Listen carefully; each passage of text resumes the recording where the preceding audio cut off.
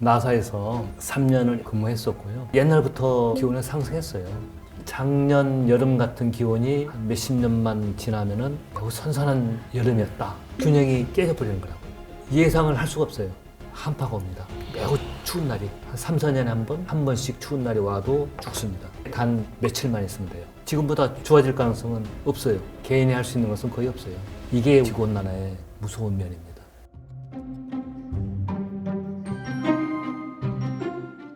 기후에너지 시스템 공학과의 허창회입니다. 반갑습니다. 제가 듣기로는 또 나사에서도 근무를 하셨다고 들었어요. 그래서 기후학자로서 굉장히 많은 이력들을 남기신 걸로 알고 있는데 기후학자라는 개념이 조금 생소한 것 같아요. 기후학자는 어떤 일을 하는지 들어볼 수 있을까요? 나사에서 3년을 박사후 연구원으로 근무했었고요. 보통 우리가 나사 하면은 로켓도 쏘고 이런다고 하는데 실제로는 지구를 탐사하는 곳이에요. 지구에서 나타나고 있는 현상들 파악하는 이런 것이고, 기후라고 하는 것은 날씨의 어떤 그 집합체 예를 든다고 하면은 올겨울에도 이제 눈이 많이 왔었잖아요. 작년 11월 달에 습설이 와가지고 나무도 많이 쓰러지고 막 그랬었을 때 우리 이제 기후학자가 하는 것은 왜 이런 그 습설이 올겨울에는 눈이 많이 왔을까? 이유가 뭘까? 또 나중에도 반복이 될까? 또 우리가 어떻게 하면 잘 예측할 수 있을까? 이런 것들을 연구하는 것입니다. 최근에 지구온난화가 굉장히 중요한 이슈라고 많이 말씀하셨는데 혹시 지구온난화가 무엇인지 그리고 그게 어떤 영향을 저희에게 주는지 알려주실 수 있나요? 지구온난화는 말이 의미하는 바대로 지구 기온이 높아지는 건데 최근에 이렇게 갑작스럽게 나타난 것 같지는 않고 옛날부터 기온은 상승했어요. 한국에서의 온난화 시그널은 1950년부터 나타나기 시작했어요.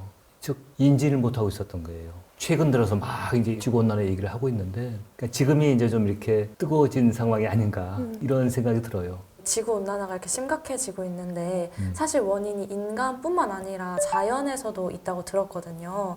혹시 그거에 대해서 좀 자세히 설명해 주실 수 있을까요? 기후는 계속 바뀌어요. 지금 현재 우리 지구 기후는 우리 지구 역사로 봤을 때는 상당히 낮습니다. 지구 역사의 상당 부분은 빙하가 없었어요. 지금은 그러니까 추운 편이에요. 관측 자료를 쭉 살펴보면은 한 번씩 이런 바뀌는 게 10,000년 단위, 10만 년 단위, 이거보다 더 큰 긴 타임스케일을 가지고 이렇게 바뀌는데 최근에는 10년 단위로 막 바뀌니까 최근에는 서기 1000년 정도가 제일 높았던 것 같아요. 그 다음에 지속적으로 이제 감소하다가 1800년대 중반 산업혁명 이후에 갑작스럽게 지금 증가하고 있거든요. 그러니까 지금 우리가 기온 상승 이런 얘기하는 것은 불과 지금 100년 좀 넘됐었고 1940년대, 50년 그쯤만 됐었을 때도 지구 냉각화를 걱정했었어요. 냉각화를 우리가 막기 위해서 뭘 해야 되나 이런 얘기까지 하고 있었는데 산업혁명 이후에 과거 한 150년 남지 사이의 기온 상승이 한 1도 정도 상승했거든요. 지구 역사상 이렇게 갑작스럽게 바뀐 적은 없었습니다.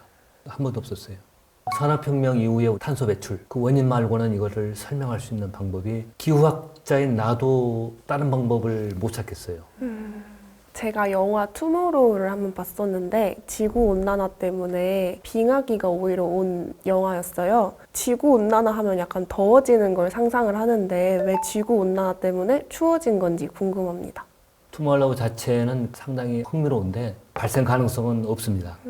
해양순환이 그렇게 쉽게 이렇게 막 바꿀 수 있는 그런 것은 아닌 것 같고요. 근데 해양은 못 바꾸는데 대기는 바뀌어요. 해양의 질량 자체는 엄청나게 무겁지만은 대기는 그렇지가 않거든요. 그래서 지금 현재 진행되고 있는 그 지구온난화가 대기를 바꿉니다. 어떤 식이냐면은 열대, 중위도, 고위도 세 개 분류를 봤었을 때 고위도 지역이 가장 빨리 기온이 상승하고 있어요. 상대적으로 중위도하고 이제 열대가 좀 작죠. 위도 간의 기온 차이가 편서풍을 만들어내거든요. 그러니까 즉 중위도 지역하고 고위도 지역의 기온 차이가 감소하면은 편서풍이 약화되는 거예요. 지구온난화 때문에 나타나고 있는 가장 큰 특징 중에 하나가 중위도의 그런 그 편서풍대가 약화되고 있어요. 편서풍대가 하는 역할 중에 하나가 고위도 지역의 찬 공기가 중위도까지 남하하지 못하게 막고 있는 거라고 이렇게. 편서풍이 약화가 되니까 찬 공기가 자꾸만 침투할 수가 있어요. 이것 때문에 중위도 기온이 감소하거나 그렇지는 않습니다. 추위가 오는 거예요.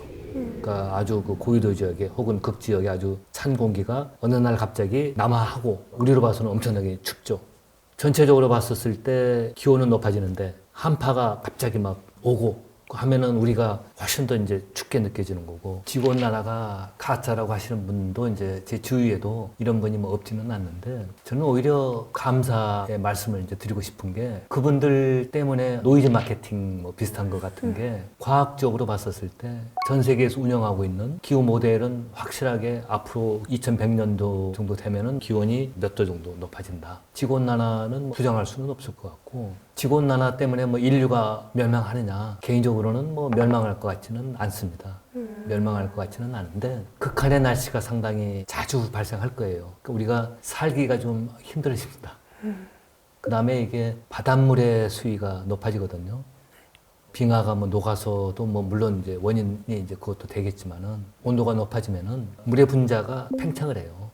조그마한 뭐 이런 그 통 안에 있는 물이야 팽창해 봤자겠지만은, 전 세계 지구에 있는 바다의 물이 팽창한다고 하면은 만만치 않을 거거든요. 그래서 이런 것들 때문에 바닷물의 그 수위가 높아지고, 그러면은 아무래도 해안가 쪽에 밀물 막 오고 태풍도 같이 오고 이렇게 하면은 아무래도 해안가 피해가 지금보다 더 커지겠죠. 극한의 날씨가 이렇게 오면서 뭐 가뭄도 오고 홍수도 오고, 편안하게 살 수 있는 그 지역이, 땅의 면적이 좀 줄 거 아니에요.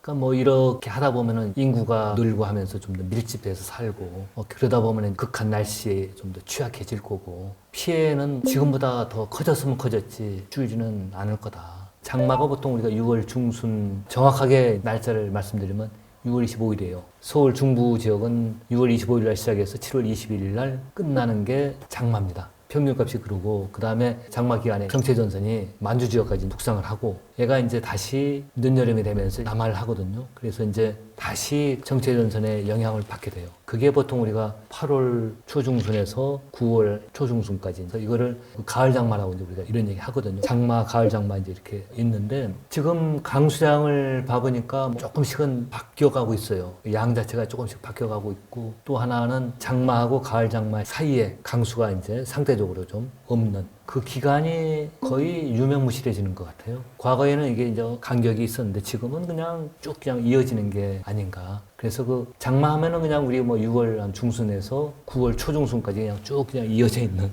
이런 양상으로 바뀌고 있고, 그 다음에 양도 양인데 집중호우예요. 그러니까는 우리 옛날에 그 비는 집중적으로 오는 것보다는 하루 종일 찔끔찔끔 이렇게 강수가 있는, 물론 특정 지역에서는 뭐 비가 많이 오기도 하지만, 장마 기간에 그 정체전선에 의한 그 구름층은 그렇게 높지가 않거든요. 번개가 안 칩니다.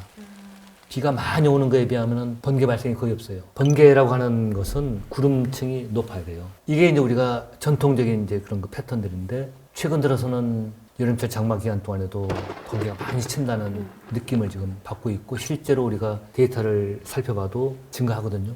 이 얘기는 과거 이제 그런 그 정체전선 같은 경우는 그냥 쉽게 스펀지에다가 물을 넣어놓고 그냥 따는 이런 형태였다고 하면은, 지금의 집중호우는 큰 그 통, 물통에다가 그냥 물을 부어놓고 이렇게 이런 스타일로 지금 바뀌어가고 있는 게 우리가 지금 현재 느끼고 있고요. 22년도 8월 8일 날 서울 그 남부 지역에서 시간당 140이 이제 왔었죠. 시간당 140이라고 하는 것은 역대 최고였습니다.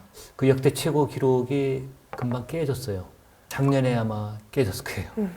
그러니까는 지금은 조금만 지나면 최고 기록이 바뀌는 이제 그런 양상들인데, 여하튼 이제 이게 정체전선에 의한 그런 강우가 아니고 국지적으로 발달한 이런 강우가 많아지는 스타일로 지금 바뀌고 있습니다.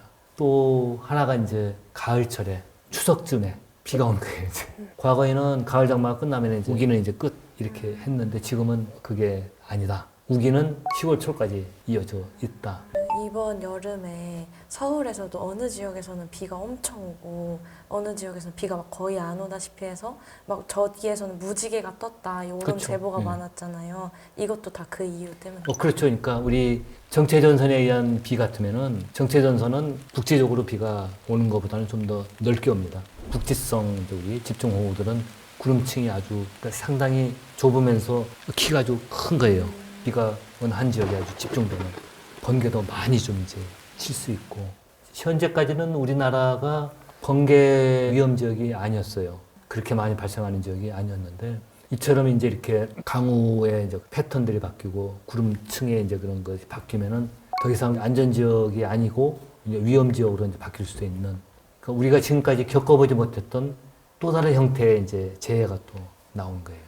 우리나라가 지구온난화가 심해지면은 동남아 기후로 바뀌는 거 아닌가? 많이들 이제 이렇게 말씀을 하시는데 동남아 기후 비슷해져가는 것은 맞는 것 같아요. 그러니까 여름철에 이제 그 우리 기온 이제 높아지면서 습도도 같이 높아지고 집중호우 패턴들 막 나오는 걸 봤었을 때는 상당히 동남아시아 기후대로 바뀌는 게 아닌가 이런 생각을 하는데 기본적으로는 우리나라는 중위도에 위치해 있어서 절대로 그렇게 바뀔 수가 없습니다. 그거는 겨울철 추위 때문에 그래요. 그 겨울철 추위는 지구온난화가 아무리 심해져도 없어지지 않습니다. 극지역이라든가 고위도 지역에 겨울에는 67도선인가요? 우리 66도선인가요? 북쪽에는 해가 없어요. 어차피 추울 수밖에 없어요.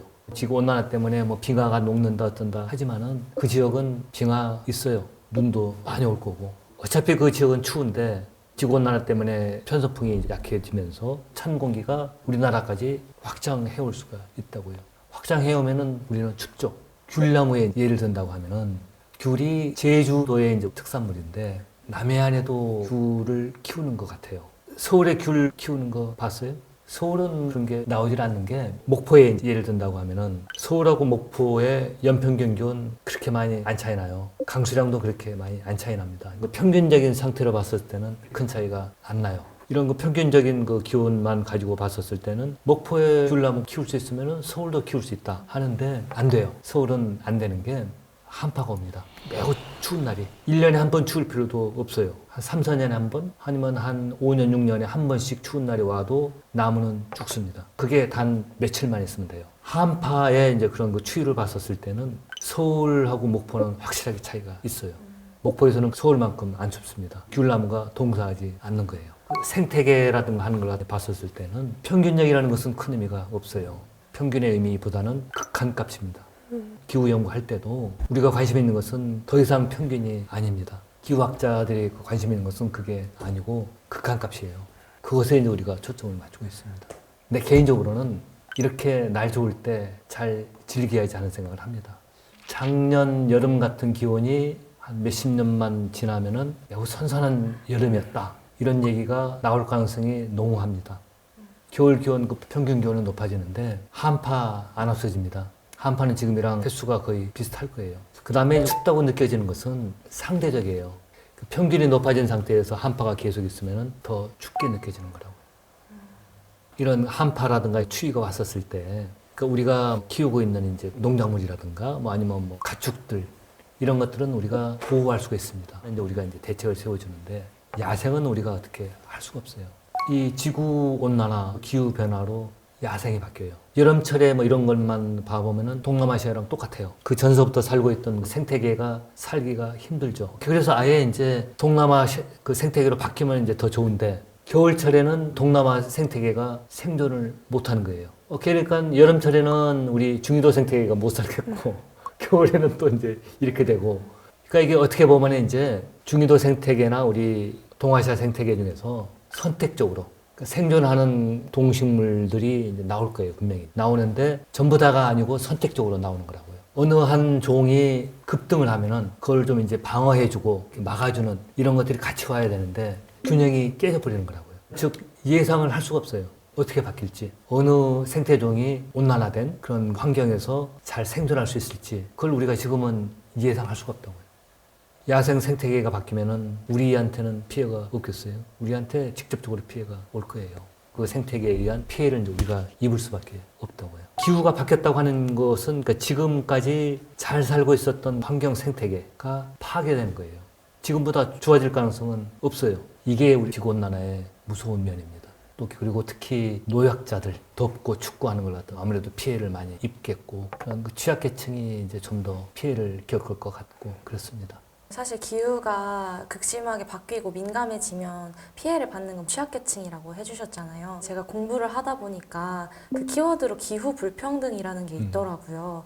근데 이게 사회적으로 큰 이슈가 될 것 같은데 이것에 대해서 조금 자세히 설명해 주실 수 있나요? 산업혁명 이후에 지금 현재까지 한 몇십 년 동안에 총 그 탄소 배출에 대한 책임 소재를 따져보니까 선진국이 개발도상국의 한 배 정도 돼요. 지금 현재. 배 정도가 되는데 추세를 가지고 우리가 비교해보면 10년 내에 아마 바뀔 것도 같아요. 선진국은 그 상대적으로 탄소 배출 규제를 많이 하고 있거든요. 많이 하는데 개발도상국 같은 경우에는 그게 상대적으로 좀 약해가지고 특히 중국. 지금 현재 탄소를 가장 많이 배출하고 있는 국가가 중국입니다. 전 세계 탄소 배출의 3분의 1 정도예요. 이제 개발도상국이 더 이상 탄소를 뭐 우리가 뭐 조금 배출했으니까 이런 얘기 10년 정도 지나면은 이제 더 이상 이런 얘기 안 먹힙니다. 뭐 물론 지금 현재도 안 먹혀요. 그러니까 우리가 중국하고 미국만 우리가 싹 빼버리면은 그러니까 그 두 개 국가가 전 세계 그 탄소 배출의 한 거의 반 가까이를 지금 갖고 있다고요. 실제 전 세계에서 가장 재해가 많은 국가는 일본이나 미국이에요. 근데 극한 날씨들이 이렇게 많이 발생함에도 불구하고 실제로는 그렇게 피해가 생각만큼은 많이 안 납니다. 반대로 아프리카도 그렇고 동남아시아도 마찬가지고 날씨가 좀만 나빠지고 있으면은 금세 피해가 어마어마해요. 국가의 이제 부가 적으면 적을수록 재해의 대응책들을 잘 만들어내지를 못해가지고 피해가 클 수밖에 없습니다.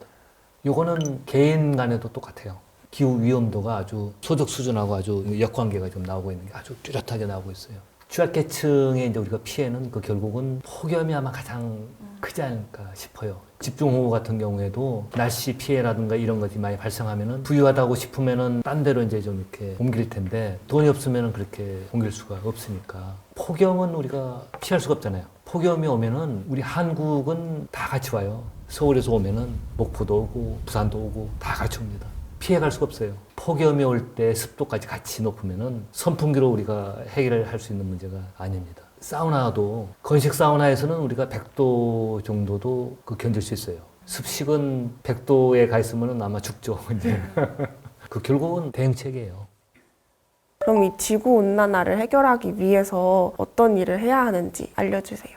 이런 질문을 많이 받습니다. 그러니까 국가가 해야 될 역할, 개인이 해야 되는 역할, 그 가령 분리배출하고 버스 타고 다니고 뭐 지하철 타고 다니고 뭐 이런 게 내가 이제 역할 기여를 하느냐. 실제로는 지구온난화 대처법에서 개인이 할 수 있는 것은 거의 없어요. 미래 세대에 겪을 기후변화를 좀 약화시키기 위해서 내가 뭔가 역할을 했다. 만족감을 느끼시면 돼요. 지구온난화 대책은 개인이 하는 게 아니고 국가가 해야 되는 겁니다. 가장 좋은 것은 탄소 배출을 줄여야 되는 겁니다. 탄소는 한 번 대기 중에 배출돼 버리면은 포집해서 하기 진짜 어렵습니다. 또 한다 해도 극히 제한적이에요. 탄소 배출의 상당 부분은 전력이에요. 전기 생산이라고요. 석탄도 떼고 석유도 떼고 그러면은 가장 좋은 방법은 전기요금을 지금보다 더 높이면 되겠네요. 이제 말이야 이제 뭐 물론 쉽죠. 생활에서 전기가 안 들어가는 게 거의 없잖아요. 그러니까 참 이게 진퇴양난이 아닌가 하는 생각을 해요. 신재생에너지, 태양광도 있고 풍력도 있고 뭐 이런 얘기 많이 하는데 우리나라 입장에서 봤을 때는 상당히 제한적이에요. 풍력 발전기 우리가 사는 주위에다 세워놓을 수가 없어요. 태양광 측면에서 봤었을 때는 우리나라는 해가 이렇게 강하지 않습니다. 비가 일단 많고요. 태양광을 설치하기 위해서는 또 땅이 또 필요한데 집줄 땅도 이렇게 넓지 않는데 그래서 우리나라의 실정에서 봤었을 때는 신재생에너지를 10% 20%까지 높인다고 하는 것은 불가능하다고 봐요. 전기를 아낄 수 있는 방책을 하든지 아니면은 전력을 생산할 수 있는 다른 방법을 찾든지 이런 것들은 하나의 이제 국가의 몫이라고 봐요. 국민들은 정부에서 하는 그 시책에 대해서 적극적으로 우리가 도와주고 이런 게 우리가 지구온난화의 대책에 맞지 않나 이런 생각을 합니다. 지구온난화는 지금 우리가 살고 있는 사람의 문제는 아니에요. 우리는 생존을 걱정하는 게 아니고 그냥 불편해요. 앞으로 이제 태어날 그런 세대는 생존에 관련된 겁니다. 지구온난화 대책을 세우고 하는 것들은 다 좀 더 괜찮은 세상을 이제 좀 물려줘야겠다 하는 마음가짐으로 이 지구온난화에 대해서 우리가 대처를 해야 하는 것이지 이런 생각이 들어요. 알겠습니다.